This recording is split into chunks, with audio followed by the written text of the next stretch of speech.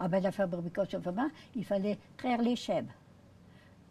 On mettait le lait, il fallait bien qu'il soit propre, on mettait ça dans des pots en grès haut comme ça, d'un litre et demi. On mettait de la présure dedans pour le faire prendre, et au bout de 2 jours, ça dépend du temps, hein, ça dépend du temps, l'hiver, il y avait l'hiver et l'été, on mettait de la présure et au bout de 2 jours, on mettait dans les faisselles, égoutter dans les faisselles. Et l'été, il fallait les égoutter encore pendant 2 3 jours.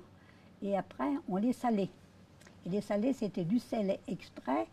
Et puis, pour faire qu'ils soient bleus un peu, on écrasait du charbon de bois avec du sel gris qu'on écrasait. Et puis, on barbouillait notre fromage pour qu'il soit bleu. Et s'il y en avait beaucoup, l'hiver, ils mettaient ça dans des pots en grès, enveloppés dans des feuilles de châtaignier. Et l'hiver, ben, ils retrouvaient des bons fromages, quoi. Et des fois, l'été, le fromage, il bouillait, il faisait trop chaud. Il faisait trop chaud. Le lait bouillait, il faisait trop chaud. Ça nous arrivait oui, ça nous arrivait d'en rater. Oui, oui, ça nous arrivait d'en rater. Quand on faisait le beurre, ben on faisait le beurre, parce que moi, j'ai fait le beurre. Vraiment avec la baratte, et puis j'ai fait du beurre. Et ben, c'est pareil, on mettait ça dans la cave, on descendait pour le laver.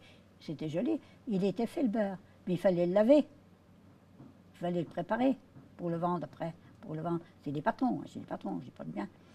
Et puis, quand le beurre était bien fait, qu'on avait fini le beurre, on mettait ça dans un grand panier en osier, et descendait ça dans le puits, au-dessus de l'eau, pour qu'il soit dur, pour le conserver. Autrement, on n'avait rien. Il n'y avait pas de congélateur, il n'y avait pas de frigo, il n'y avait rien du tout à cette époque-là.